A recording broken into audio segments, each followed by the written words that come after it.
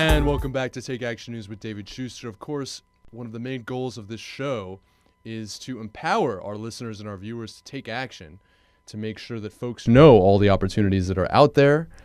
And one of the people that we are highlighting today who has taken action is Lizbeth Mateo. Lizbeth is one of 8 dreamers, people that came here at a young age in an unauthorized fashion in the United States, who are now living here as Americans, have lived most of their lives here. Lizbeth is one of 8 people who have essentially self-deported in an act of protest over the Obama administration's policy of deportations and the deportation policy altogether. Of course, Lizbeth right now is speaking to us from Mexico. The idea of this protest we'll talk about with her.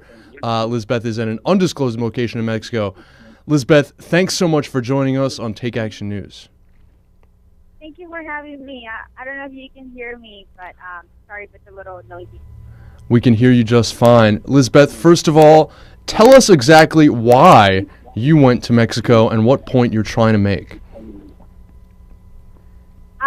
Well, I came to Mexico to meet with other young people, other dreamers like myself, who some of them have been deported and some others who left the U.S. after living there for so long because, they just couldn't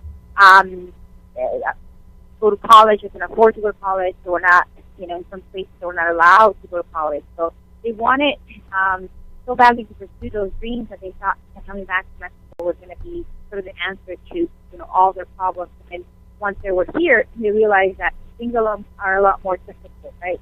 And they didn't feel like at home. So, essentially what they're trying to do is they're trying to get back home. And so I came to reunite with them and to,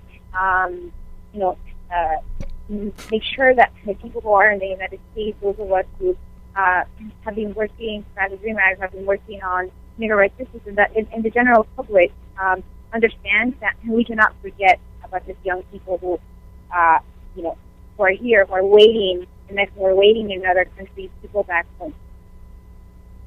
So, Lizbeth, you basically make this point that essentially you're showing solidarity as with people that lived in the United States essentially all their lives, or the better part of their lives, feel American, and yet have been deported and want to go back home to the United States. And so you yourself are now going to be making that journey on Monday to go back home to America, to show solidarity and demonstrate what that means for people. Are you nervous at all that Homeland Security just won't let you back into the United States?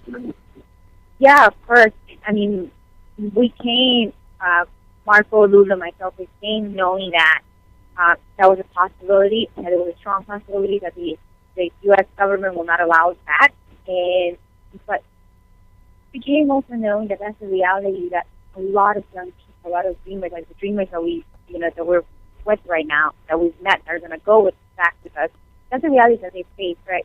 So, yes, I'm nervous that that's going to happen, but I have faith in my community. I have faith that people who are, have been spreading the word about this, who have been sending us a lot of messages of support, they will do everything in their power to get us back home. And I think that we have proven in many occasions that our community forces, our community power is greater than some agents. It's greater than what some very just laws say. And so we're hopeful that we'll be able to come home.